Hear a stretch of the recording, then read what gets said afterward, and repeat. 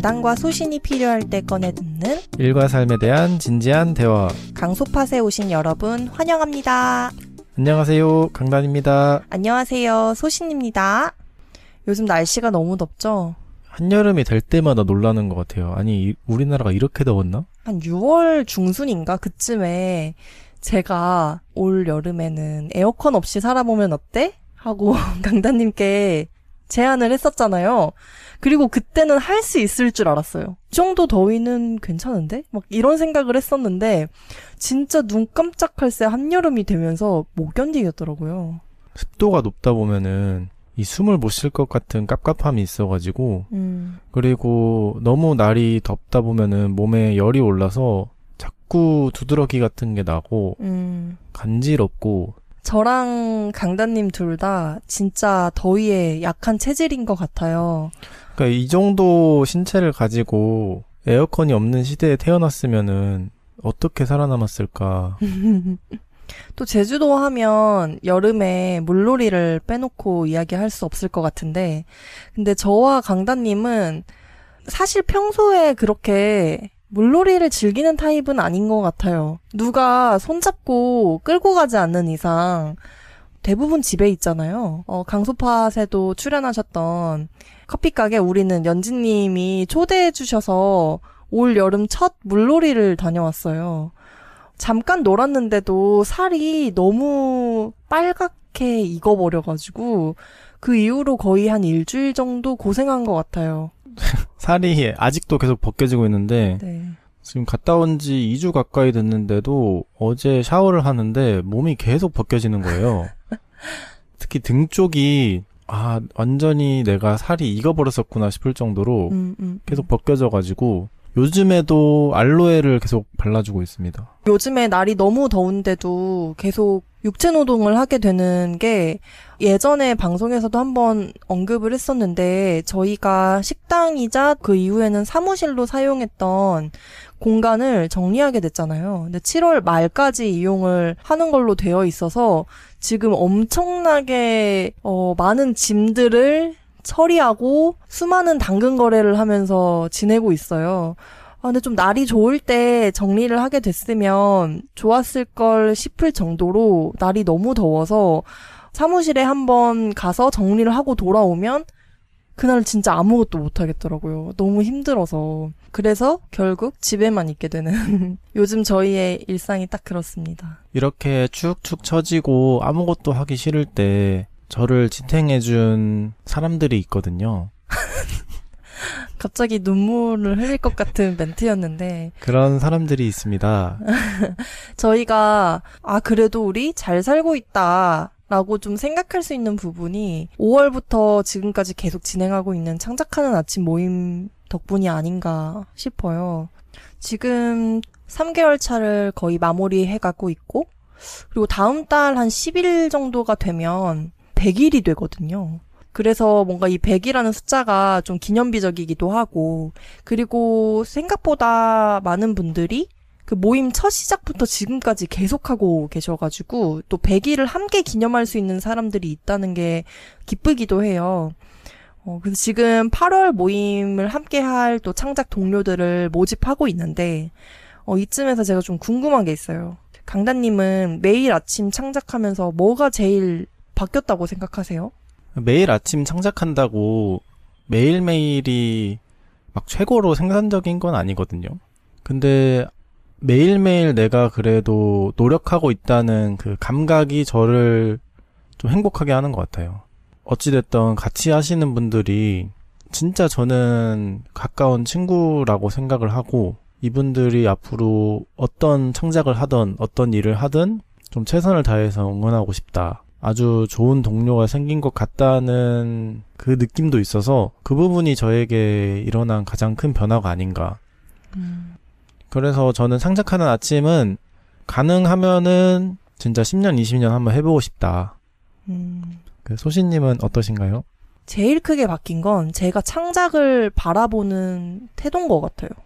옛날에는 창작이라는 게 어떤 성과, 업적, 그러니까 이런 단어들이랑 관련해서 저의 머릿속에 자리 잡고 있었던 것 같아요.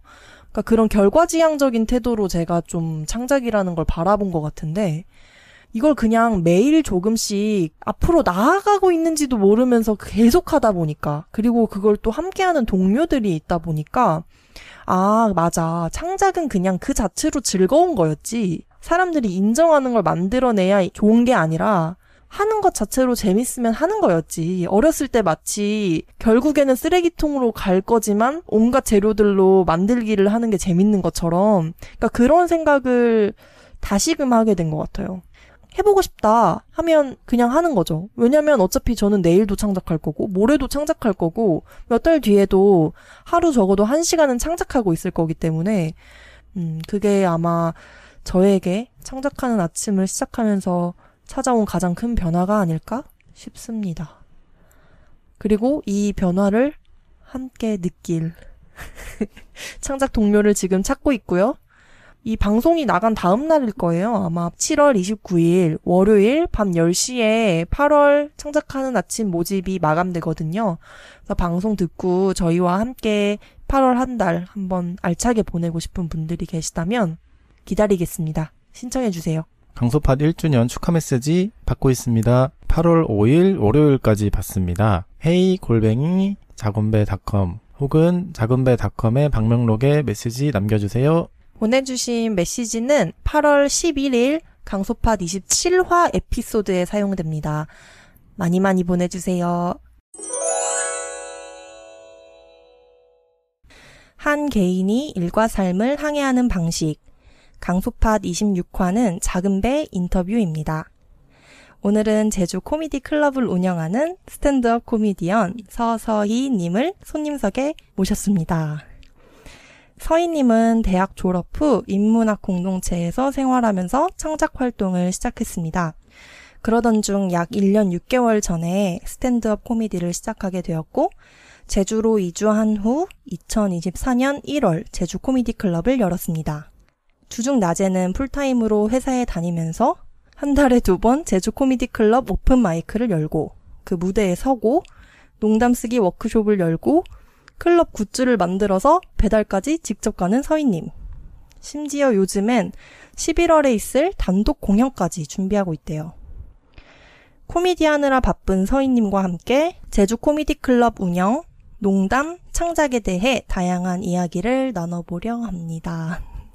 지금 제 앞에 서희님 와 계시는데요. 안녕하세요. 안녕하세요. 서서희입니다. 오늘 긴장을 많이 하셨다고 했는데 괜찮으신가요? 이제 막 시작했는데. 하시는 거 보면서 아 너무 잘하신다. 나는 저렇게 못한다. 어쩔 수 없다. 제 생각에 제가 코미디언이라고 딱 소개한 순간 이 강소팟 듣고 계신 친구분들은 기대치가 많이 올라갔을 것 같은데. 네, 하지만 부담 드리려는 건 아니고요. 우선 가장 먼저 서서희라는 이름이 진짜 이름이 아니잖아요. 그죠. 서서희라는 이름을 어떻게 이렇게 짓게 됐냐 하면은 제가 서씨예요. 천천히 서씨. 서행할 때 서. 아. 제가 좀 느린 편인데 그걸로 저희 엄마가 막 네가 서씨여서 그렇다. 아빠랑 나를 동시에 까면서 뭔가 이 느린 거에 대한 콤플렉스를 가지게 됐죠. 근데 또 한국은 되게 빨리빨리의 세상이니까 네. 나도 되게 빠른 사람이 되고 싶었는데 계속 뭔가 느리다는 그런 생각을 하다가 최근에는 이제 내가 뭘 할 때 좀 시간이 걸리는 사람이구나 라는 걸 좀 받아들이면서 서서히로 가야겠다. 어쩔 수 없다. 이렇게 생겨먹은 거. 그래서 서서히라고 짓게 됐습니다. 근데 서서히가 아니라 흐이잖아요. 네. 맞죠? 그래서 처음에 가명인지 몰랐어요. 너무 사람 이름 같아가지고. 그쵸. 완전 서서히로 쓰는 게 아니니까. 처음에 이거를 필명, 뭔가 제가 글을 쓸 때 이름으로 쓰고 싶었는데 지금 코미디언 하는데 서서히로 쓰고 있어요. 근데 코미디언 이름 치고는 약간 좀 너무 좀 약하지 않나? 이렇게 생각을 했었는데 근데 이제 다른 코미디언이 제 이름을 보더니 저거는 스탠드업 코미디 하기 위한 이름이네. 이렇게 한 거예요. 그래서 대체 어떤 점이? 그랬는데 서서 스탠드업 해서 희극할 때 네, 희잖아요. 기쁠희. 기쁠희. 그래서 이거는 정말 코미디언을 스탠드업 코미디언을 하겠다. 그런 이제 꿈보다 해몽을 듣고 그거 마치 내가 그걸로 이름을 정한 것처럼 하고 다니고 있죠. 본명은 비밀인가요? 본명은 비밀은 아닌데요. 비밀로 할게요.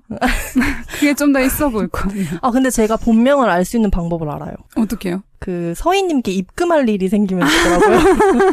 입금은 본명으로 받으시더라고요. 맞아요. 그래서 제가 모임이나 뭐 굿즈 살 때 입금을 하려고 했다가 그때 알았어요. 저도 아, 다른 이름을 쓰고 계시는구나. 근데 너무 잘 어울리는 이름을 잘 지으신 것 같아요. 저희 강소팟에선 최초거든요. 코미디언을 모시고 이야기 나누는 건.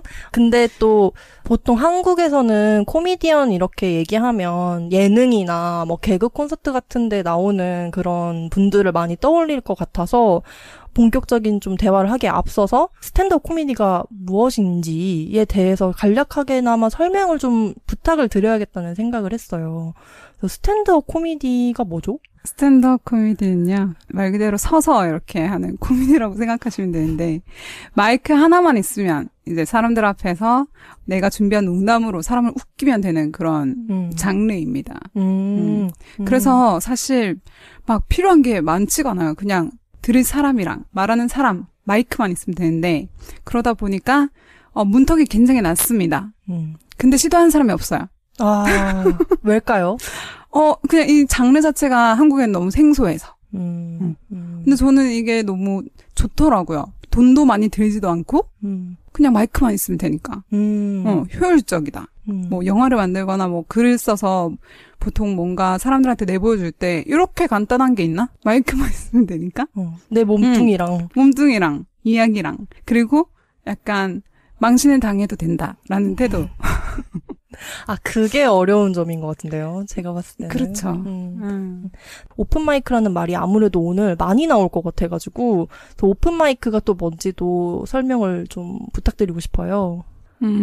원래 막 공연 설 자리가 없는 사람들의 그런 공연을 보여주는 자리 정도로만 알고 있었는데, 스탠드업 코미디는 다 약간 뭐 3분, 5분 이렇게 오픈마이크 형태로 진행하는 게 되게 많더라고요. 그래서 처음엔 왜 그런지 몰랐는데 생각을 해보니까 막 연극 공연이나 뭐 춤추는 공연이나 그런 공연들은 연습실에서 연습을 하고 보여주면 되잖아요. 근데 스탠드업 코미디는 농담으로 상대방을 웃겨야 돼요. 근데 내 농담이 웃길지 안 웃길지 이렇게 시험해보는 자리가 필요한 거죠. 내 머릿속에서는 웃긴데 아닐 가능성이 크니까. 그래서 이제 사람들을 모아놓고 거기에서 내가 준비한 농담들을 던지면서 이거가 먹히나? 여기서 터지나? 이런 걸 시험해보는 장을 마련한 게 오픈마이크여서 공연을 이렇게 준비하는 연습 무대라고 생각하시면 돼요. 관객 입장에서는 공연과 다를 바 없는데 그 무대에 서는 분들한테는 연습 게임 같은. 공연 보는 사람한테도 다를 수도 있죠. 이게 공연인가? 스탠드업 코미디라고 해서 왔는데, 왜 안 웃기지? 뭐 이런 건가요? 이럴 수 있다. 왜냐면 뭐, 모르는 거니까. 그쵸. 그걸 관객들도 알고 가고, 그러면 좀 열린 마음으로 가고, 무대에 서는 코미디언들도 자기의 농담을 좀 실험해 볼 수 있고, 보통은 알고 가는데, 제주 코미디 클럽 오픈마이크는 잘 모르고 오시는 것 같아요. 공연인 줄 알고. 공연인 줄 알고 오는 것 같아서 항상 앞에 말씀을 드립니다. 오픈마이크는 정식 공연이 아니라 누가 마이크 잡을지도 모르고 누가 어떤 농담할지도 모르니까 보장 못한다. 이렇게 알려드립니다. 그러면 그 오픈마이크라는 말처럼 누구나 잡을 수 있나요? 정말 그 기준이 없나요? 그 신청할 수 있는? 오픈마이크 경우에는 다 그냥 뭐 누구든 이에요.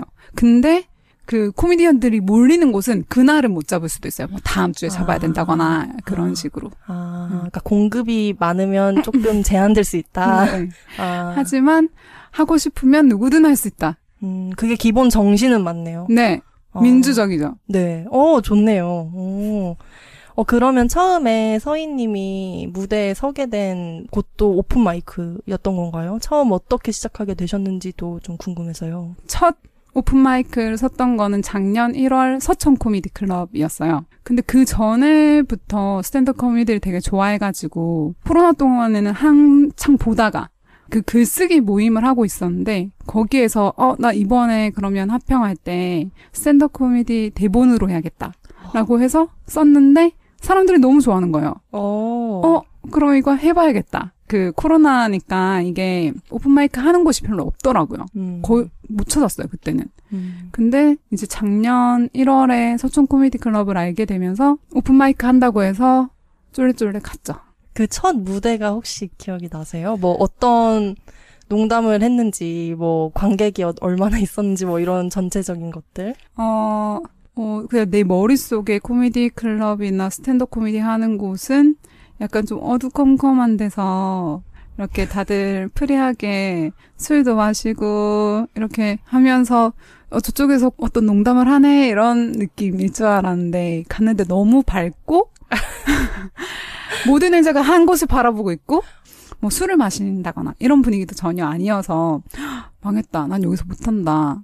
그런 생각을 하고 그 마이크 잡을 사람은 이름 쓰라고 돼 있었는데 안 썼어요. 내가 준비를 열심히 해왔지만 도저히 나는 지금 용기가 나지 않는다. 선글라스도 챙겨왔거든요. 혹시나 내가 그냥은 무대 못 올라갈까 봐. 근데 앉아서 이제 보고 있는데 해볼만 하겠는데? 다른 분들의 무대를 보고 저 사람은 무슨 용기로 저기 올라갔지? 되게 뻔뻔하다. 약간 이런 생각을 하면서 나도 해볼만 하겠다. 약간 이런 생각이 들면서 마지막으로 해보고 싶으신 분 없으신가요? 정말 이런 걸 하실 때 손을 들고 나가서 선글라스를 끼고 했죠. 당시 어떤 농담 하셨어요? 그 당시에 제가 독립영화 연출부를 하고 나서 시나리오를 쓰는 시절이 있었어요. 근데 그동안에 같이 살던 언니가 다큐멘터리 영화 감독이었는데 우리가 사는 게 되게 뭔가 풀리지가 않는 거예요. 그래서 우리가 좀 참 잘 됐으면 좋겠다 이런 생각이 드는데 근데 또 이 언니가 너무 잘 되면 조금 안 될 것 같은 거예요. 용납이 안 된다. 조금 너무 잘 되면 내가 좀 힘들 것 같다 싶은 그 마음에 대해서 이제 농담을 했는데 사람들이 굉장히 공감을 했던 것 같아요. 그 전까지는 약간 나 혼자 글을 쓰고 혼자 읽고 그렇게 지내다가 이제 그런 얘기를 하고 공감을 받고 하니까 이거를 계속해야겠다 이런 생각이 들더라고요. 전혀 내가 모르는 사람들 앞에서 내 이야기를 꺼내놓고 거기에서 웃음이 터졌을 때 되게 연결되는 느낌 같은 걸 받았던 것 같아요. 근데 그 즉각적인 피드백이라는 게 좀 저는 중독적일 것 같아요. 맞아요. 제가 또 이전에 그 제주 코미디 클럽 7회 오픈 마이크 때 관객으로 구경을 갔었잖아요. 근데 그때 왜 저분들이 무대에 설까? 왜 여길 계속 찾아와서 저 무대에 설까 하면 그 중독 때문일 것 같은 거예요. 사람들이 막 엄청 웃든 안 웃든 내 이야기가 어딘가에 가서 바로 꽂힌다는 그 감각이 스탠드업 코미디 아니면 또 어디서 느껴볼까? 너무 해보고 싶은데 난 진짜 못하겠다 하는 부분이었어요. 코미디언들끼리 하는 얘기가 자기 얘기하려면 사실 돈 내고 해야 된다. 그런 얘기 하거든요. 코미디언들끼리 하는 그 오픈마이크가 있어요. 사실 코미디언들끼리 하는 게 아닌데 어쩌다 보니 코미디언들끼리 하게 된 건데. 그러니까 관객도 코미디언이고 무대에 서는 사람도 코미디언이고. 그죠. 5,000원 내고 코너처럼 계속 자기 얘기. 5,000원 내고 하는 그런 거다. 그러니까 어찌 보면 코미디언 분들은 자기 얘기할 곳이 필요한 사람들이. 그죠. 돈 내고 보통 상담사를 찾아가는데, 너무 경제적인데? 그쵸. 그냥 무대에 서서 하면 되니까, 너무 좋네요. 그리고, 제주 코미디 클럽은 또 박수를 잘 쳐주니까. 안 그래도 그 부분도 저는 궁금했던 게, 제가 경험한 스탠드업 코미디는 넷플릭스에 있는 쇼가 거의 전부였다가, 유일하게 이제 하나 추가된 레퍼런스가 제주 코미디 클럽이에요. 솔직히 저는 한국의 스탠드업 코미디 문화가 어떻게 형성되어 있는지도 몰랐고, 코미디를 하는 분들이 이렇게 있다는 것도 잘 몰랐어요. 풀타임으로 코미디언을 하기는 또 어려울 것 같아서, 모든 창작이 한국에서 좀 그렇지만 좀 그럴 것 같아서 주변의 코미디언 분들은 좀 어떻게 생활을 하시는지, 그리고 또 그 코미디 클럽 가면 좀 보통 분위기가 어떤지 그런 것도 듣고 싶어요. 뭐 진짜 다 다양한 것 같아요. 막 편의점 알바하면서 막 다른 일 몇 개 하면서 하는 친구들도 있고 초등학교 선생님 하시는 분도 있고 그냥 직장 대기업 다니면서 하시는 분들도 있고 진짜 다양하게 다양한 이유로 스탠드업 코미디가 좋아서 하고 있고 그리고 오픈마이크나 이제 공연에 가서 코미디언이라는 사람들을 만나면 대기실에선 다들 좀 이렇게 엄청 예의 바르고 뭔가 조심스럽고 그렇거든요. 근데 이제 무대에 올라가면 막 헛소리하고 어디 가서 못한 말 하고 그러는 모습이 있죠. 그리고 스탠드업 코미디 하면은 소재에 한계가 없다? 제주 코미디 클럽에서 제작한 굿즈에도 그 헛소리 하는 방법? 이렇게 적혀 있는 것처럼 서희님은 농담하실 때 어떤 소재를 좀 주로 다루시는지 그런 것도 듣고 싶어요. 막 소재가 막 이렇게 정해져 있는 건 아니고 그 친구들이랑 얘기하면서 그 일상 대화에서 많이 찾으시나요? 일상 대화와 나의 어떤 어리석음, 나의 유치한 감정 이런 거에서 주로 영감을 얻네요. 저번에 저희가 처음 만났던 자리가 그 발룸 마켓, 프린트 마켓이었잖아요. 근데 그날 뵀을 때도 이제 막 서울에서 내려왔다. 서울에서 공연 막 3개 뛰고 내려왔다. 막 이런 얘기 하셨었는데 그때는 좀 어떤 무대에 서셨던 건가요? 그러니까 한국에 어떤 코미디 무대들이 있는지 오픈마이크가 있는지 좀 더 듣고 싶어서요. 인천에서 하는 거랑 서울에서 하는 거 공연 2개 이렇게 갔다 왔는데 인천에도 이제 그 한 친구가 공연장을 섭외를 해가지고 코미디 클럽처럼 운영을 하려고 하고 있는 곳이었어요. 근데 거기는 이제 데이트하러 오는 커플들이 많이 오는 그런 카페에서 하는 거여서 약간 정치적이거나 좀 뭐 선정적이거나 뭐 그런 거는 조금 자제해달라. 약간 그런 거 하면 나가시더라. 이렇게 해서 그러면 또 19금인데 약한 19금 막 이런 거예요. 그래서 약한 19금이 뭐야? 뭐 어느 정도예요? 약한 거지? 막 이렇게 하면서 어쨌거나 준비해서 가고 그리고 서울에서 한 거는 하나는 이제 여성 코미디언 크루 블러디 퍼니에서 운영을 하는 오픈 마이크였어요. 근데 6월이 프라이드 먼스여서 그걸 기념하는 그런 오픈 마이크로 진행이 돼서 퀴어 프렌들리한 조크를 좀 준비를 해서 갔었고 다양한 분들이 오는데 마이크 잡는 사람은 다 여성인 곳이었어요. 거기는. 그 마지막 3번째 무대는 어떤 곳이었어요? 3번째 무대는 제가 이제 한국 코미디 스탠드업 코미디 씬을 그렇게 막 잘 알진 않아요. 근데 제가 생각했을 때 나름 이 3개 중에 제일 주류에 가까운 어떤 코미디 클럽이었고 그래서 되게 랜덤하게 누가 올지 모르는 그런 코미디 클럽이었어요.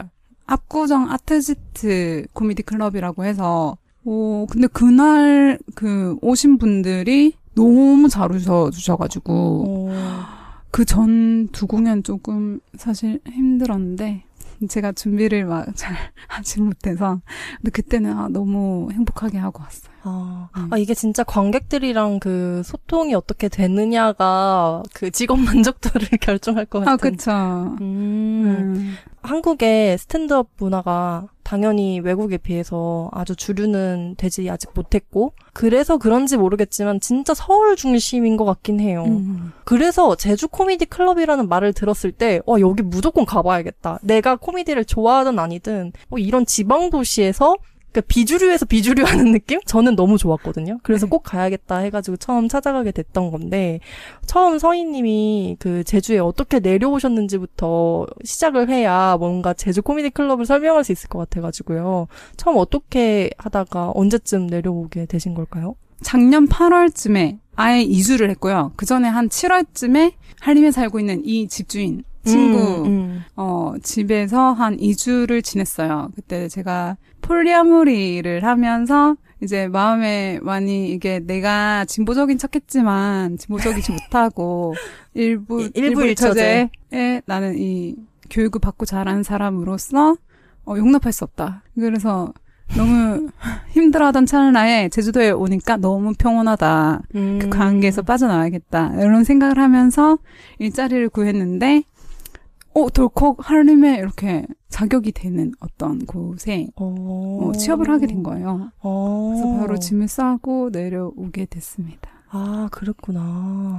제주도 다들 그렇게 상처받은 사람들이 오는 것 같던데 아닌가요? 그러면 제주에서 제주 코미디 클럽은 어떻게 처음 시작하게 되셨어요? 그 제주도에서도 막 오픈 마이크가 있나 이렇게 찾아보면서 노래하는 곳에서도 내가 그냥 가서 스탠드업 코미디 해봐도 되지 않을까? 이렇게 해서 찾아보고 했었는데 제주 퀴어 프라이드 거기서 하는 퀴어 오픈 마이크를 갔었어요. 거기서 한번 하고 근데 제주도에서도 좀 더 정기적으로 할 수 있으면 좋겠다. 그런 무대가 없네? 그러면은 내가 해봐야겠다 싶더라고요. 왜냐면 아까 말한 것처럼 스탠드업 코미디 자체가 되게 단촐해요. 뭐가 많이 필요로 하는 게 아니어서 꾸리기가 그렇게 어려운 게 아니고 공연장 있고 마이크 있고 마이크 잡을 사람 있고 들을 사람 있고 이러면 되니까 해볼 수 있겠다. 해볼 수 있겠다. 그러니까 어찌 보면 서희님은 자기의 무대를 그냥 무대가 없네? 만들어야겠다. 이렇게 시작하신 거네요. 그쵸. 근데 그거를 또 서울에서 배운 거죠. 제가 처음 갔던 서촌 코미디 클럽을 운영하고 있는 친구가 자기가 더 연습을 자주 하고 싶어서 뭐 매주 하는 그 오픈마이크를 만드는 걸 옆에서 지켜보고 이렇게 하면서. 저는 사실 그런 존재가 주변에 있는 게 진짜 중요하다고 생각하거든요. 주도적으로 뭔가를 막 해내는 사람을 보면은 내가 하려는 것도 별거 아닐 수 있겠다라는 좀 용기가 생기니까 그 오픈마이크마다 주제가 있더라고요. 제가 갔던 오픈마이크의 주제는 진실이었어요. 근데 저는 그때 너무 그 분위기가 감동적이었어요.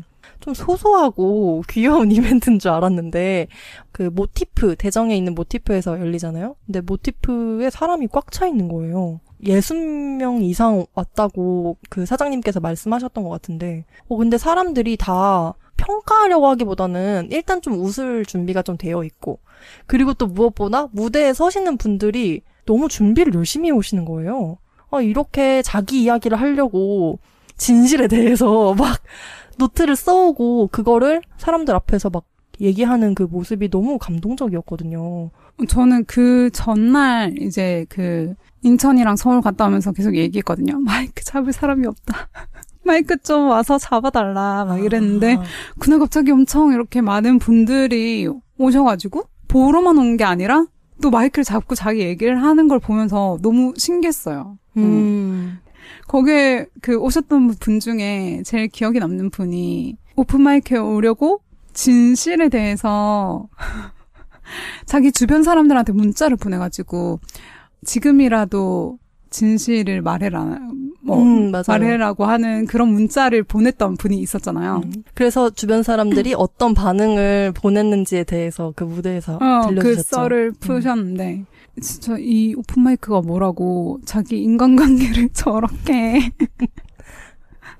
받쳐가면서 준비를 해봤을까. 근데 그거 자체가 너무 신기하기도 하고 그리고 서촌 코미디 클럽도 주제가 이렇게 정해져 있었거든요. 네. 그래서 하나의 주제로 사람들이 같이 그 얘기를 하니까 뭔가 연결되는 느낌도 받아가지고 그게 좋아서 우리도 주제를 가지고 하고 있는데 그런 거 보면 사실 내가 할 것만 준비하고 나만 생각하고 사실 가는데 너무 많은 걸 이렇게 얻고 돌아오게 되죠. 어찌 보면은 이 제주 코미디 클럽을 시작하게 된 마음은 내가 어떤 커뮤니티를 만들어 볼래. 뭐 제주에서 코미디 하는 사람들 모아볼래. 이런 게 아니라 창작자로서 내 무대가 필요해서 필요에 의해서 시작한 일이잖아요. 근데 또 지금 오픈마이크를 한 달에 2번, 그러니까 거의 2주에 한 번씩 열고 있고 처음에는 소소하게 시작했지만 지금은 진짜 막 50명 이상이 오는 그런 이벤트가 됐는데 커뮤니티를 운영하면서 내가 생각하지도 못했던 어떤 어려움이 있거나 고민이 생기거나 그런 건 없을까 궁금했어요. 제가 막 창작자에 대한 정체성에 대해서 막 고민을 해보고 운영자에 대한 정체성에 대해서 고민을 해보고 이러질 않아가지고 사람들이 되게 많이 도와주고 있어가지고 어떤 분들이 도와주시나요? 디자이너 하는 친구한테 계속 내가 전화해서 아니 이거 이렇게 준비해볼까? 뭐 어떻게 해볼까? 뭐 공간은 어떻게 하지? 이런 거 막 계속 물어보기도 하고 그리고 오픈마이크 그 공연을 할 때도 공간을 내주는 모티프 사장님이 진짜 너무 많이 많은 점에서 도와주고 뭐 호스트를 구해다 준다거나 마이크를 잡고 시간을 떼어준다거나 마이크 잡을 사람을 구해자 준다거나 그런 것도 있고 이 제주 코미디 클럽이 나의 이제 제주도 생활에 어떤 뭔가 낙이 되고 있어서 같이 뭔가 하는 게 좋다. 호스트 해주는 친구도 어떻게든 언니 필요한 거 있으면은 내가 도와줄 테니까 뭐 그런 식으로 음향 이런 거 나 진행하는 걸 다 이렇게 전반적으로 다 도움을 받고 하고 있어서 네. 사실 문제가 없어요. 뭔가 너무 좋은 것 같아요. 네. 그 서희님을 도와주는 것 같은 그런 정말 자기의 시간을 내야 하고 노동력을 보태야 하는 사람들은 내가 모으려고 한다고 모이는 게 아니구나. 서희님은 스스로 내가 운영자고 뭐 커뮤니티를 만들고 있고라는 정체성은 없지만 너무 단단하고 소중한 공동체가 제주에 생긴 것 같은 느낌을 받거든요. 그때 그 코미디 클럽 갔을 때도 서희님 말씀처럼 서희님은 본인 무대에만 서시더라고요. 그러니까 다른 걸 다 다른 분들이 하시더라고요. 네, 맞아요. 근데 그게 진짜 신기했어요. 서희님은 그냥 본인 무대하러 오신 거였네. 진짜 감사하겠어요, 그 분들한테. 그쵸. 감사합니다, 여러분. 이 자리를 빌어. 그 서희님이 처음에 본인이 서고 싶은 무대를 만들고 싶어서 제주 코미디 클럽을 시작하게 됐다 이렇게 말씀하셨는데 또 그 전에는 뭐 서울에서 여러 오픈 마이크에 서셨을 거잖아요. 근데 그러면서 내가 서고 싶은 무대는 이랬으면 좋겠다라는 상들이 좀 있었을 것 같고 그런 게 지금 제주 코미디 클럽을 운영하는 데에 뭐 녹아들었지 않을까라는 생각도 들었어요. 제주 코미디 클럽은 좀 이런 곳이 됐으면 좋겠다. 이런 방향성을 가지면 어떨까. 이런 상상을 해본 게 있다면 듣고 싶어요. 질문 들으면서 생각해보니까 처음에는 그냥 내 농담 계속 연습하고 사람들이 뭐 어떻게 반응하는지 보고 싶다. 그런 마음으로 시작을 했던 것 같고 지금 하면서는 일단 오는 사람들이 너무 즐거워했을 때 너무 기분이 좋고 그래서 누구든 왔을 때 환영받는다는 느낌 받을 수 있는 공간이면 좋겠다. 근데 농담이라는 게 뭔가 누군가를 희화하거나 아니면 자기를 희화하거나 뭔가 이런 식으로 되는 경우가 많은데 근데 그런 것들도 뭔가 애정으로 느껴질 수 있는 그런 분위기가 됐으면 좋겠다. 이런 생각을 하면서 있고요. 그리고 스탠드업 코미디가 되게 좋았던 게 그 미국은 이렇게 다양한 인종들이랑 다양한 위치에서 다양한 일을 하는 사람들이 자기 위치에서 자기 목소리를 내는 게 되게 좋아 보였어요. 다른 게 뭔가 스트레스가 아니라 저 사람이랑 나랑 너무 달라서 막 이렇게 싫고 그것 때문에 스트레스 받는 게 아니라 달라서 이렇게 너무 재밌구나. 저 다른 이야기가 너무 막 우리 삶을 풍부하게 해주는 것 같다. 이런 코미디 클럽이 될 수 있으면 너무 좋을 것 같아요. 그 오픈 마이크를 보러 친구들이랑 같이 갔었거든요. 근데 그 친구들은 그런 넷플릭스에서도 스탠드업을 잘 안 본다고 했었어요. 그러니까 스탠드업이 뭔지는 대략 알지만 즐기지 않는 친구였는데 돌아오는 길에 그 친구가 그런 얘기를 했었거든요. 스탠드업 코미디라고 했을 때 막 활발하고 무대를 장악해야 되고 막 좀 목소리 크고 그러니까 그런 이미지를 떠올렸대요. 근데 오늘 보니까 목소리 작게 조곤조곤 하시는 분들도 있고 그냥 준비한 글을 쭉 읽으면서 웃기는 사람도 있고 막 시원하게 욕하는 사람도 있고 그러니까 다 다르구나. 자기 색깔대로 해도 웃길 수 있구나를 알게 된 게 오늘 제일 큰 수학인 것 같아라는 이야기를 했었어요. 방금 이야기를 듣고 나니까 드려야 될 것 같은 거예요. 이미 좀 어느 정도 불과 8회 만에 지금 오픈마이크 8번 하신 거잖아요. 그죠. 8회 만에 조금씩 다가가고 있는 것 같은데요. 너무 좋네요. 그 처음에는 진짜 사람이 안 올 걱정보다 사람들이 막 보러 왔는데 보여줄 게 없으면 어떡하지? 그러니까 마이크 잡을 사람이 없어서 3분 하고 수고하셨습니다 이렇게 할 수는 없으니까. 근데 대정이 또 시에서 가려면 1시간 가야 되는데 그럴 수는 없으니까. 그래서 그런 걸 되게 많이 걱정을 했는데 지금은 진짜 어떻게 이런 분들이 계속 마이크 잡으러 오시나 싶을 정도로 이렇게 관심 있는 분들이 있구나. 마이크 잡고 자기 얘기 들려주고 싶은 사람이 있구나. 그런 생각을 하고 있습니다. 자기 꿈이 스탠드업 코미디언이었다고 하는 그 해녀 코미디언 친구도 생기고 코미디 워크숍 대전 코미디 지옥 워크숍을 진행을 했었는데 그때도 참가해준 이제 첫 회부터 계속 코미디 했던 친구가 있는데 그 친구도 있고 근데 모 사장님도 매번 자기가 백업이고 자기는 사람이 없을 때를 대비해서 한다고 하는데 항상 이름 적거든요. 아 그래서 든든하다. 든든하고 네 든든한 동료죠. 저 부탁이 하나 있는데 그 서희님 동료 리스트에 강단님도 혹시 당연하죠. 당연하죠. 그 강단님이 그때 그 7회 때 오픈 마이크 처음 서고 스탠드업 코미디에 빠지신 것 같아요. 훌륭합니다. 반갑습니다. 네, 그 동료로 껴주시면 뭔가 강단님도 더 열심히 하지 않나. 저는 모두를 동료로 하고 싶어요. 11월에는 단독 공연도 준비하고 계시잖아요. 관련해서도 좀 얘기해 주실 수 있을까요? 항상 눈앞의 것만 생각하기 때문에 7월 31일에 있을 오픈마이크를 당장 준비해야 되고요. 11월은 그날 가서 이렇게 얘기하면 안 되고 저는 이거를 작년 12월에 지원 사업을 이제 준비를 해서 계획을 했던 거고 그래서 차근차근 잘 준비를 하고 있어요. 그래서 1시간 정도 되는 공연을 다른 엄청난 코미디언 두 분과 함께 한국 최고의 스탠드업 코미디 공연 준비하고 있습니다. 제주에서 열리는 거죠? 그쵸, 제주. 그러니까 11월에 하는 건 오픈 마이크가 아니라 정말 공연. 그죠? 그럼 그 공연에 올라갈지도 모를 농담은 이제 제주 코미디 클럽 오픈 마이크에 가면 서희님 무대에서 볼 수 있는 거고. 그쵸. 근데 저는 계속 그 오픈 마이크라는 개념에 대해 생각하게 되거든요. 언제부턴가 저는 연습 게임도 본 게임처럼 잘해야 한다는 그런 생각이 있는 것 같아요. 그래서 또 무대에 못 서는 것 같고. 근데 오픈 마이크는 연습 게임을 평가를 받으면서 하는 거잖아요. 근데 그걸 그래서 보는 게 뭔가 저의 무언가를 깨주는 것 같다는 생각도 갑자기 불현듯 드네요. 어떤 코미디언 좋아하시는지 이 방송 들으시는 분들 중에 아마 스탠드업 안 본 분도 있을 것 같거든요. 그래서 재밌는 거 추천도 좀 해주시면 좋을 것 같아요. 제일 처음으로 봤던 거는 해나 게즈비의 나의 이야기였고요. 네. 코미디를 자기가 하면서 느꼈던 것들 이런 걸 얘기를 하면서 스탠드업 코미디가 뭔지 코미디는 어떤 구조로 짜여 있는지 이런 얘기를 해줬어요. 그래서 약간 그런 것도 배우기도 하고 그 쇼 자체가 너무 감동적이기도 했고 그 이후로 또 많이 보는 거는 약간 이거는 좀 왠지 모르겠지만 좀 부끄러워요. 이걸 좋다고 말하기가? 너무 좋은데 근데 뭔가 좀 있어 보이는 코미디언 얘기해야 되나 싶은 게 있는데 전 엘리왕이 너무 좋아요. 왜 엘리왕은 왜요? 왜 있어 보이지 않는 코미디언인가요? 아니죠. 사실 너무 대단한 코미디언인데 엘리왕 너무 사랑합니다.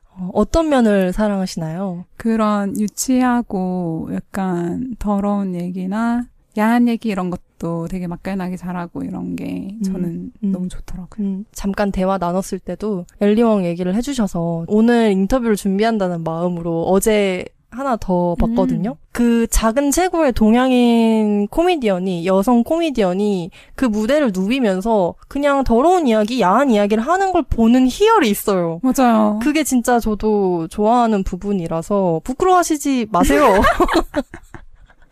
안 부끄러워요. 혹시 또 좋아하는 코미디언 있으신가요? 트레버 노아도 좋아하고 요즘에는 인스타의 릴스로도 많이 보는데 이름을 모르네요, 제가. 네, 이름 모를 요새 좀 괜찮은 코미디언들이 많더라. 이렇게 이름이 기억되기가 어려워요. 많이 봐도 이름 외우기가 이렇게 어렵습니다. 생각보다 대본을 정말 꼼꼼히 쓰신다는 걸 듣고 좀 놀랐어요. 스크립트를 아예 그냥 쓰신다고 하셨잖아요. 보통 오픈마이크 준비할 때 얼마나 걸리고 대본을 어떻게 쓰기 시작해서 어떻게 준비하는지 좀 그 과정을 듣고 싶어요. 일단 그 오픈마이크 날짜가 정해지고 주제가 정해지면 이제 그 공연 한 이틀 전까지 그 주제를 생각하면서 글을 써야겠다라고 생각하면서 괴로워하죠. 그리고 최소한 이틀 전까지는 대본을 쓰려고 노력은 하는데 이번에도 그 전날까지 쓰고 이틀 3일은 외워야 좀 제대로 이렇게 까먹지 않고 공연을 할 수 있는 것 같아요. 그러면 서희님은 대본을 완벽하게 외우는 타입이에요? 네, 저는 토시까지 써서 외워요. 근데 뭐 하다 보면 좀 조금씩 달라지긴 하는데. 근데 연기를 하는 거네요. 어찌 보면 또 외워서 그거를 쇼를 진짜 하는 거네요. 그렇죠. 관객들 앞에서. 그 사람들은 왜 농담을 그렇게 하고 싶어 할까? 꼭 무대에 서지 않아도 웃기고 싶어 하는 사람들 많잖아요. 주변에도 많잖아요. 저는 일단 울어서 뭐해? 아, 울어서 뭐해? 그런 마음으로. 약간 좀 내일을 남일처럼 생각하고 싶다? 나한테 일어나는 일들한테 약간 압도되지 않으려고 하는 것 같아요. 이게 다 농담거리가 될 수 있고 어떻게 보느냐에 따라서 진짜 다 다르니까. 네, 그렇습니다. 그러면 압도될 만한 일이라는 거는 안 좋은 일, 짜증나거나 괴로운 일, 좀 그런 일을 농담으로 승화하고 싶은 마음이라는 그런 걸까요? 크게 느껴지는 일을 그거를 정말 나한테 갇혀서 이렇게 보면은 그게 너무 큰데 약간 떨어져서 이렇게 보면은 이게 정경으로 보이면서 그 상황이 되게 좀 다르게 느껴지는 것 같아요. 제가 작년에 막 제주 입도하면서 이제 차를 사서 한 4번인가 연수를 받고 여기 와서 운전을 바로 시작했거든요. 그리고 3주 만에 폐차를 했어요. 사고가 났죠. 근데 이런 게 내가 죽을 뻔했어. 내가 어떡해. 막 제주도가 나를 싫어하나 봐 할 수도 있는데 너무 재밌는 거예요. 이게 다치지도 않았고 남일 같고 이거 오픈마이크 때 얘기해야겠다. 약간 나에게 일어나는 일들을 좀 진지하게 받아들이고 어른이 되어야 되는데 약간 좀 그런 거랑 멀어지고 있지 않나. 그래서 주변에서 걱정을 많이 하시나 봐요. 근데 그냥 뭐 친구한테 전화해서 얘기하듯이 얘기한다고 웃긴 게 아니잖아요. 그러니까 같은 이야기를 이제 농담으로 이제 쓰려고 하면 좀 다른 접근법이 필요하지 않나? 라는 생각이 들었어요. 그리고 또 오늘 마침 저희가 오늘 녹음을 마치고 시카고에서 오신 윌리엄 백의 코미디 벼락치기 워크숍에 가잖아요. 꼭 윌리엄 백이 알려줄 그런 기술이 아니더라도 농담을 만들 때 이렇게 하면 같은 얘기여도 좀 웃기더라 하는 기술이나 뭔가 기법이라고 해야 되나? 뭔가 그런 게 있지 않을까라는 생각이 들었어요. 이거는 저희 워크숍에 오시면 들으실 수 있습니다. 며느리도 몰라? 이거는 제가 그냥 사실 되게 간단한 것 같아요. 약간 사람들한테 이런 말이 나오겠구나 하는 기대를 심어주고 다른 걸 주면 약간 뭔 소리야 이게 아니라 또 납득이 가는 그런 답을 주면 웃음이 터지더라고요. 이런 얘기를 할 것 같이 막 하다가 다른 걸 주는? 네. 편견을 깨는. 편견을 깨는. 그리고 또 저는 스탠드업 코미디 하면 제일 또 많이 생각나는 표현이 표현의 자유라는 말이거든요. 진짜 그 무대에서 아무 말이나 하잖아요. 정치, 성별, 인종 이야기를 할 수도 있고 경제적인 계급 차이 이야기를 할 수도 있고 진짜 폭넓은 이야기들을 다루는데 가끔 저는 스탠드업 코미디 볼 때 이런 농담에 내가 웃어도 되나? 진짜 이런 생각을 할 때가 있어요. 직접 무대에 서서 코미디를 하는 입장에서 서희님이 뭔가 농담의 선이라는 게 있어야 된다고 생각하시는지 그런 것도 궁금했어요. 일단 제가 하는 농담에는 약간 선을 제가 잘 모르겠고요. 선 없이 저는 하고 싶은데 다른 코미디언들 보면서 좀 손 좀 지켰으면 좋겠다. 그런 생각을 하게 되더라고요. 그래서 분위기가 되게 중요한 것 같긴 해요. 이런 거에 안 웃어주네? 이런 경험을 하면 다른 사람들이 불편해할 만한 농담이라던가 누구는 못 웃을 그런 농담들이 약간 자연 도태되지 않나. 서울에 있는 오픈 마이크 중에 펀치업 스테이지라고 있는데 그분이 하시는 얘기가 농담의 펀치의 방향이 위로 가게 하는 농담을 하고 싶다 이런 얘기를 하시는데 저도 약간 만약에 정말 선을 넘는 어떤 농담을 해야 된다면 그런 걸 해야 되지 않을까라는 생각을 합니다. 뭔가 약자를 향해 아래로 가는 게 아니라 네. 위로 가는 펀치. 이전에 만났을 때 최정윤이라는 코미디언 분을 알려주셔가지고 영상도 찾아보고 막 인터뷰했던 것도 저도 이렇게 살펴봤었거든요. 그런 선에 대해 이야기를 할 때 누가 기준을 만들어주고 그 무대에 서는 코미디언들이 이렇게 막 토론해서 정하는 게 아니라 관객들이 판단해준다는 걸 들려주시더라고요. 관객들이 안 웃으면 아 이건 아니구나 하고 진짜 그 자연도태라는 말에 딱 잘 맞는 것 같아요. 아 근데 그러면 무대에 올라서 내가 한 농담이 먹히지 않는 순간이 이제 올 수도 있다는 거잖아요. 웃음이라는 게 너무 즉각적인 피드백인 것 같아요.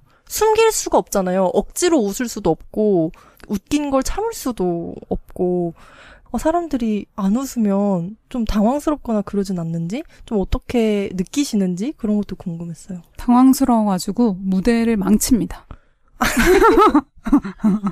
망해요. 아니 근데 약간 그럴 때도 왜 웃음을 참으세요? 약간 이런 식으로 뻔뻔함을 좀 기르려고 노력을 많이 하죠. 자기가 준비한 건 하고 내려가야 되니까. 코미디언은 웃기는 직업이잖아요. 그래서 뭔가 그 직업적인 실패라고 하면 못 웃겼을 때가 아닐까 싶어요. 그게 뭔가 또 직업적 위기가 될 수도 있고 서희님이 무대에 서서 진짜 나 너무 못 웃겼다. 완벽하게 망했다 싶었던 기억도 있으세요? 되게 너무너무 하고 싶은 주제여서 엄마라는 주제로 서촌 코미디 클럽에서 할 때였는데 그 전날까지도 하고 싶은 말이 정리가 안 되는 거예요. 그래서 대본도 마음에 안 들었고 그냥 이렇게 끝났어요. 그랬는데 펀치라인이 있는데 못 웃겼다? 그러면 좀 더 힘들었을 것 같은데 그냥 아예 안 웃긴 얘기를 안 웃기게 해서 그냥 나쁘지 않았고 약간 좀 망하면 잠깐이에요. 못 웃긴 그거 그렇게 막 오래 가지 않고 생각보다 그리고 내가 누구한테는 용기를 줬다라는 생각을 하면 나쁘지 않다. 그리고 사람들이 성공한 사람들을 좋아하긴 하지만 약간 처절한 실패를 옆에서 보면 또 챙겨주고 연민 받고 사랑해주거든요. 그래서 괜찮습니다. 가끔 그런 모습 보여주는 것도. 저희가 이전에 용기에 대해 이야기 나누는 에피소드가 있었어요. 네, 거기서 넷플릭스의 브레네 브라운이라는 그 학자가 이야기하는 용기에 대해 언급한 적이 있거든요.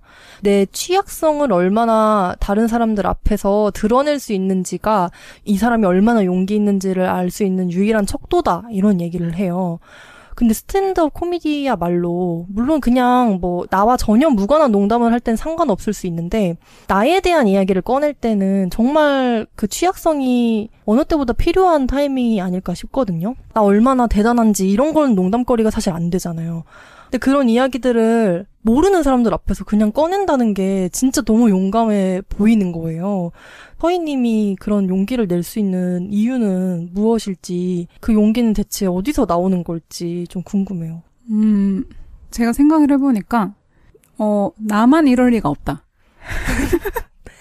나만 이렇게 유치하거나, 나만 이렇게 쪼잔하거나, 나만 이럴 리가 없다. 다른 사람들도 공감할 거다. 약간 이런 생각을 하고 이야기를 하게 되는 게 많은 것 같아요. 그 내 취약한 부분을 내가 그 소용돌이 안에 있는 얘기는 농담으로 지금 못해요. 근데 약간 내가 소화시킨 그런 것들? 약간 좀 지나간 것들. 그런 거 웃어 넘길 수 있고. 그런 게 아닌 것들은 묻어둡니다. 언젠가 꺼내겠지.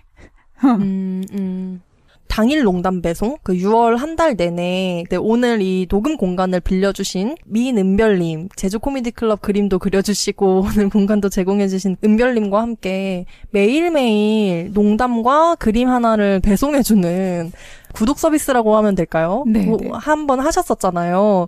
그걸 만드는 그 서희님의 입장에서는 또 일종의 훈련이 되기를 기대하셨을 거라고 혼자 생각을 해봤어요. 근데 진짜 그렇게 매일 쓰면 농담도 느는지, 어떤 부분이 느는지 좀 그런 것도 궁금했어요. 불안해하는 시간이 늡니다. 농담이 늘었으면 좋겠는데, 근데 어쨌거나 매일같이 농담을 생각하는 시간을 갖고 싶었어요. 그래서 그러다 보면 농담 근육이 길러지겠지. 하루 종일 어떤 걸 농담으로 쓸 수 있을까라는 모드로 되긴 하더라고요. 아, 그 모드를 켜고 싶었군요. 네. 저도 매일 쓰지 않으면 아무리 내가 글을 일주일에 하나를 발행해도 쓰는 사람이라는 정체성을 갖기가 어렵다고 항상 생각을 하거든요. 그 농담이라는 행위 자체가 애초에 혼자 못하는 일이잖아요. 혼자 농담하고 그게 농담은 아니잖아요. 혼잣말이잖아요. 그러다 보니까 이 농담이라는 창작이 내 이야기를 들어줄 사람, 그 사람들과 호응하는 게 중요하겠다라는 생각을 계속 했었어요. 근데 그래서 아까 잠깐 언급해 주셨긴 했지만 그 대전 코미디 지옥이라는 뭐 농담 쓰기 워크숍이나 또 다른 워크숍들도 준비한다고 들었는데 그런 워크숍이 너무 궁금하더라고요. 가면 좀 어떤 일들이 벌어지는지, 서로 어떻게 좀 농담을 쓰고 읽어주고 이러는지 그 워크숍에 대해서도 좀 소개해 주시면 좋을 것 같아요. 저도 막 워크숍을 이거를 어떻게 진행해야 될지 몰라가지고 지금 잠깐 쉬는 중인데 그 전에는 어쨌거나 내가 좋아하는 이제 코미디언들이 어떤 구조로 농담을 쓰는지 이런 걸 같이 보고 자기가 또 좋아하는 코미디언의 농담을 같이 보면서 이게 어떤 부분이 웃긴지 이런 거 얘기하고 그 코미디 근육 기르는 것처럼 세상에 없는 어떤 학교를 만들어 보는데 되게 웃긴 학교를 만들어 보자 이런 식으로 브레인스토밍을 하기도 하고 그런 식으로 진행을 했었어요. 근데 이제 만약에 그 앞으로 워크숍을 준비를 하면 좀 자기 이야기를 하고 싶은데 거기에서 어떻게 이걸 웃기게 전달할지 이런 식으로 좀 준비를 해보고 싶어요. 그럼 서희님이 여는 농담 쓰기 워크숍 같은 경우는 뭔가 가르치고 배우고 이런 게 아니라 같이 좀 분석하고 좀 동등하게 뭘 만들어보고 좀 그런 분위기인가요? 그렇게 하고 싶어요. 가르칠 게 별로 없어요. 근데 그 분위기가 그 제주 코미디 클럽이랑도 좀 비슷한 것 같아요. 뭔가 운영과 전체적인 기획은 서희님이 하지만 오픈 마이크에서는 다른 그 오픈 마이크 참가자와 그냥 동등한 것처럼 좀 그런 걸 지향하시나 봐요. 그런가 봐요. 저번에 서희님과 이야기를 나누면서 서희님이 나는 아직 그 무대에서의 나와 이렇게 뭐 일상에서의 나를 완벽하게 구분하려고 하는 것 같진 않다. 내 이야기를 좀 더 하고 싶다. 이런 이야기를 하시기도 했었어요. 코미디를 계속 업으로 삼으려고 하는 것 자체가 서희님이 그 삶을 사는 방식에도 엄청 영향을 많이 줄 거라고 생각을 했거든요. 아까 얘기한 것처럼 약간 내가 삶을 사는데 약간 거리를 두게 만드는 장치가 되는 것 같아요. 코미디언으로 산다는 게. 코미디언에 한정된 건 아닌 것 같고 글을 쓰고 뭔가 관찰해서 그걸로 뭔가 이야기를 쓰는 사람으로 살면 내 삶에서 마주치는 것들을 이렇게 거리를 두고 보게 된다? 모르겠어요. 그렇게 해도 된다? 그리고 내가 뭐든 뭔가 배울 수 있는 시선을 가지게 되는 거? 그 농담거리로 뭘 만드는 게 저는 다른 시선으로 뭔가를 보게 되는 거라고 생각하거든요. 그래서 그런 태도를 가지고 있으면 새로운 걸 만났을 때 다른 식으로 볼 수 있게 되니까 배우게 되는 것 같아요. 네. 제가 무슨 말을 하고 있는지 모르겠어요. 이해했어요. 감사합니다. 이해했어요. 스탠드업 코미디를 보면 진짜 코미디언마다 색깔이 다 다르잖아요. 그게 또 매력이고 그 무대를 봤을 때 이 사람이 세상을 이렇게 바라보나 보다. 그래서 이런 농담을 하나 보다를 좀 어렴풋하게 느낄 때가 있는 것 같아요. 서희님은 세상이 어떤 곳이라고 생각하는지, 어떤 면을 농담으로 좀 담아내고 싶은지 그런 것도 좀 궁금해요. 그러니까 이거를 농담으로 얘기를 해주면 더 좋은 거죠. 농담으로 전달이 될 수 있다면. 제가 이런 의도로 이 농담을 하는 거예요. 이렇게 얘기하는 것보다. 근데 세상은 요지경이다. 정말 따뜻하기만 한 것도 아니고 정말 막 냉혹하기만 한 것도 아니고 좋아하는 사람들이나 내가 미워하는 사람들이 어느 정도 내가 좋아하는 부분도 있고 내가 싫어하는 부분도 있고 근데 그거를 다 약간 포용할 수 있는 그런 애정 어린 시선을 갖고 싶다. 그래서 그런 시선으로 농담을 쓰고 싶다. 그런 생각을 하고 있습니다. 제가 왜 웃으세요? 이렇게 얘기해놓고 내가 진짜 그 농담하러 왔는데 계속 막 이상한 야한 얘기만 하고 이러면 사람들이 뭐야? 제가 느끼기에 서희님의 뭔가 그 농담의 결이 누구나 그렇겠지만 제 글이 한결이 아닌 것처럼 절대 규정 지을 수는 없다고 생각하거든요. 근데 그냥 이 생각의 일부인 거죠. 오늘 그죠. 이야기 해주시는 게. 그런 게 어떤 부분에 이제 드러나겠죠. 네, 서희님의 농담에. 어떤 부분에선 찾기 힘들고 그럴 수 있죠. 그렇죠, 그렇죠. 이제 마무리로 대화를 이제 끝내면서 뭔가 앞으로의 서희님의 이야기도 짧게 나눠보면 어떨까라는 생각을 했어요. 제가 이전에 들었던 제주에서 국제 코미디 페스티벌을 열고 싶다라는 꿈을 꼭 여기서 이야기를 하고 싶었거든요. 근데 그 이유가 뭐냐면 저는 말로 뱉으면 언젠가 이루어진다라고 믿는 편이어서 저희가 작고 귀여운 인디 팟캐스트지만 여기서 뵙고 나면 언젠가 이 꿈이 이루어질 수도 있지 않을까라는 생각을 했어요. 그래서 어떤 꿈인지도 좀 듣고 싶습니다.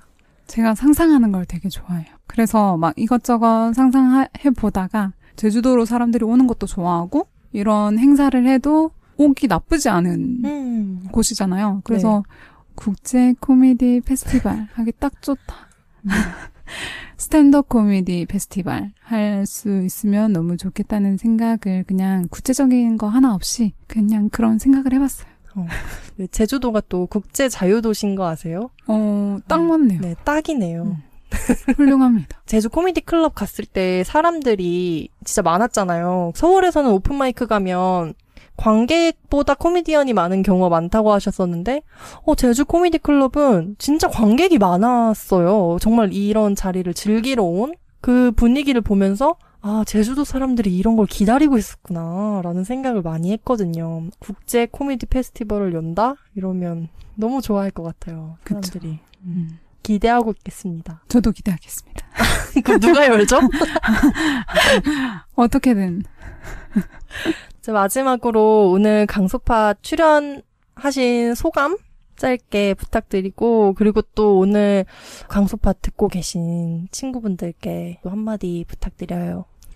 제가 2주 하기 전에도 한번 들었던 것 같고 2주 하고서도 이 강소파를 들었었는데 내가 나올 거라고는 상상도 못했어요.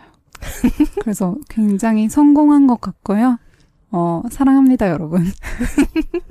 그리고 강소팟을 원래 들으시는 이 친구분들한테는 11월에 제주시에서 제가 지금 준비 중인 공연이 굉장히 재밌을 예정이니까 잊지 마시고 공연 오셔서 제주도에서 즐길 수 있는 값진 이런 문화예술 기회 놓치지 마시라. 전해드리고 싶네요. 단독 공연 소식은 제주 코미디 클럽 인스타그램 팔로우하고 있으면은 들을 수 있을까요? 네네. 단독 공연이지만 다른 코미디언들도 나옵니다. 좋습니다. 네. 보장된 코미디언들. 너무 좋습니다. 네. 오늘 긴 시간 같이 이야기 나눠주셔서 너무 감사합니다. 불러주셔서 감사해요.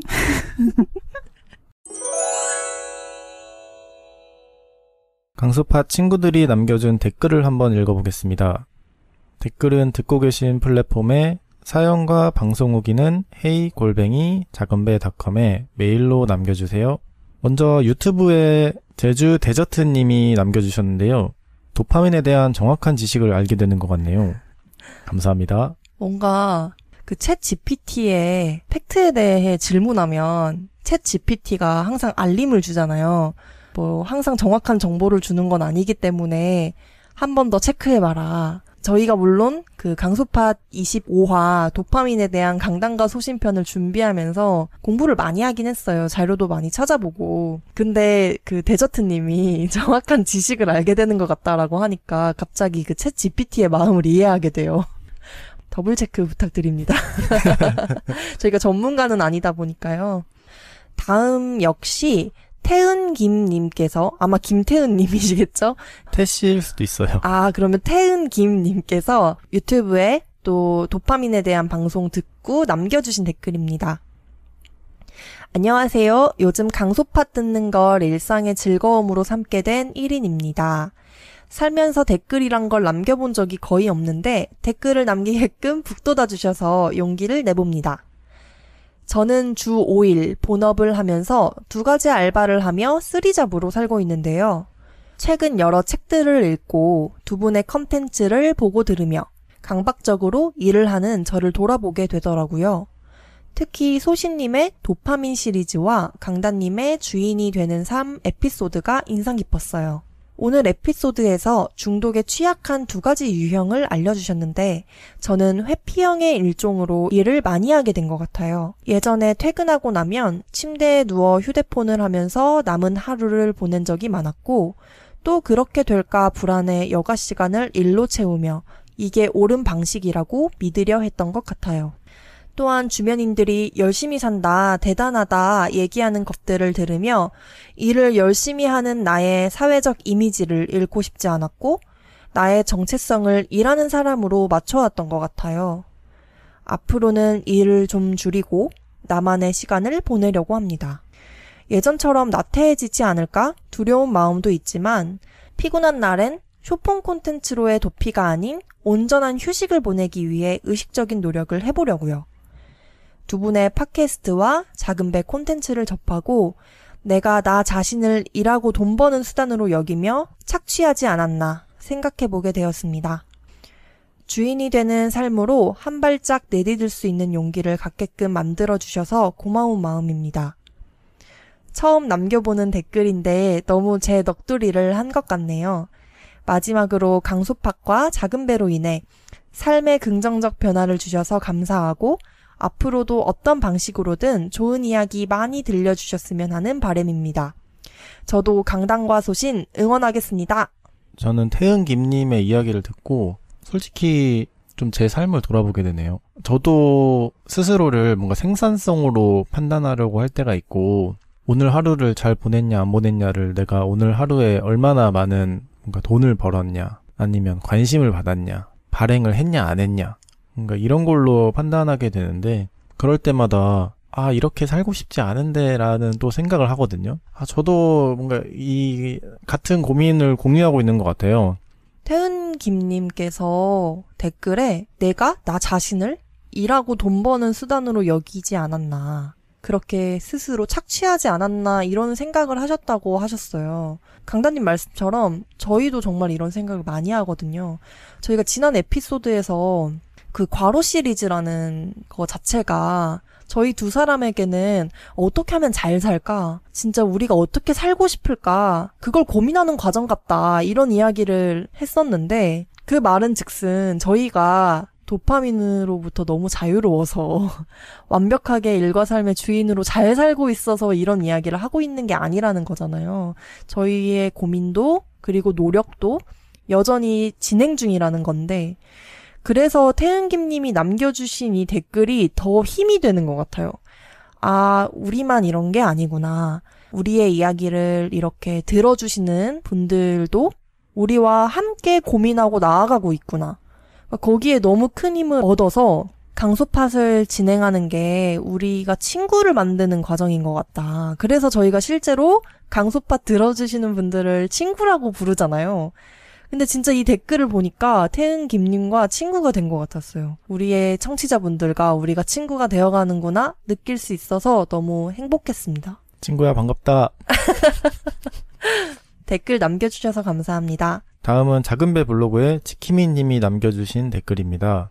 좀 전까지 강소팟 23화를 다시 들으며 공감하고 제주도에도 꼭 살아보고 싶다는 생각을 하다가 후기를 남기러 들렀습니다.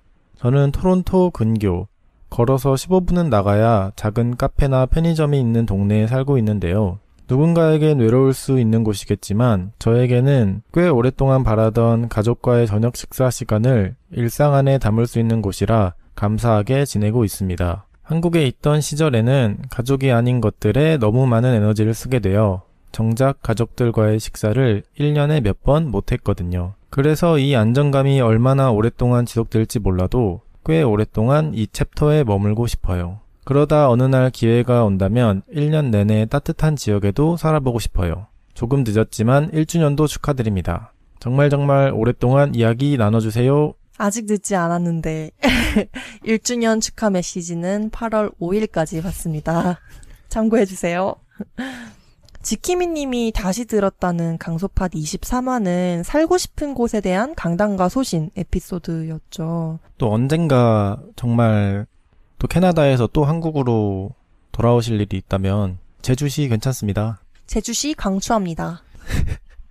다음은 키라라 님이 작은배 블로그에 남겨주신 댓글인데요. 강소팟 25화 도파민에 대한 에피소드에 남겨주신 댓글이에요. 요즘 강소팟 자주 듣고 있습니다. 지역과 일상에 대한 흥미로운 이야기는 생활의 활력소가 되고 있습니다. 즐거운 이야기 감사드립니다. 웃음 웃음. 제가 누군가의 생활의 활력소가 된 적이 많이 없는 것 같거든요. 가족 제외. 영광이네요. 키라라님 감사합니다. 댓글 남겨주신 강소팟 친구분들께 감사한 마음 전합니다. 너무너무 감사합니다. 그리고 잊지 않으셨죠? 강소팟 추천. 오늘은 코미디언 서서희님을 모시고 일과 삶에 대한 진지한 대화를 나눴습니다. 저희는 2주 후 일요일에 1주년 기념 방송으로 다시 인사드리겠습니다. 여러분의 일과 삶에 강단과 소신을 빕니다. 감사합니다.